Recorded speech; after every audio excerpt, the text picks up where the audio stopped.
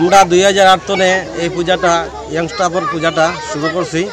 আজকে 2018 বছর চলের 2025 চলের 18 বছর হয়ে গেছে। পূজাটা খুবই সুন্দরভাবে চলে যায়। আর আমরা চাই পরবর্তী পূজাটা আরও সুন্দর হইতো, আর আমরা যুবকরা আরও সুন্দরভাবে পূজা করতো। ইয়ং স্টাফ যারা তারা পূজাটা সমঝায় দেওয়া হয়েছে আর তারা পূজাটা করে যার, ওটাই আমার বক্তব্য। আমাদের বুধুরাইল সার্বজনীন কালী পূজা কমিটি আমরা স্টার্ট করেছি 2008 থেকে, এবং প্রথমে আমার সবাইকে বরাকবেলির যারা আছেন শ্রদ্ধেয় দাদা মায়েরা এবং বোনেরা ছোটো ভাইয়েরা সবাইকে শুভ দীপাবলির প্রীতি ও শুভেচ্ছা। আমার নাম অপাংশু দাস, আমি শিলচর বুধুরাইল গ্রামে বাস করি। এবং আমাদের যা আজকে পূজা আমরা স্টার্ট করেছি 2008 থেকে, আমাদের আজকে 18 বছর হয়ে গেছে, আর আজকে চলছে আমাদের 2025। সো আমরা আজকে স্টার্ট করেছি বুধুরাইল ইয়ংস্টার ক্লাব।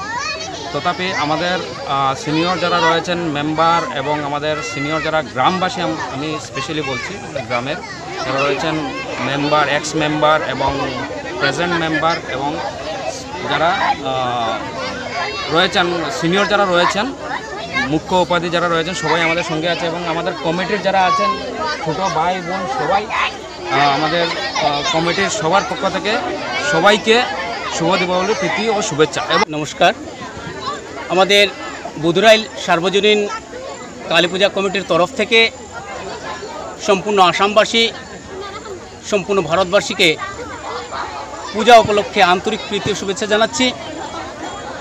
আজ থেকে প্রায় 18 বছর পূর্ব থেকেই এই পুজোটি এখানে অনুষ্ঠিত হয়েছিল।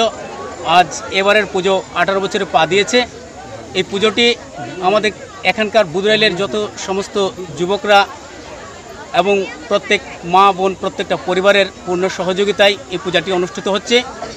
তবে এখানে বিশেষভাবে লক্ষ্য করা যাচ্ছে আমাদের যুবকদের যে অত্যন্ত সুন্দর সহযোগিতার মনোভাব, তা নিয়েই আজকে এই পূজাটি অনুষ্ঠিত হয়েছে। খুব সুন্দর সার্থকভাবে গতকাল সোমবার থেকে এই পুজোটি অনুষ্ঠিত হয়েছে, পুজো সুন্দরভাবে সম্পন্ন হয়েছে।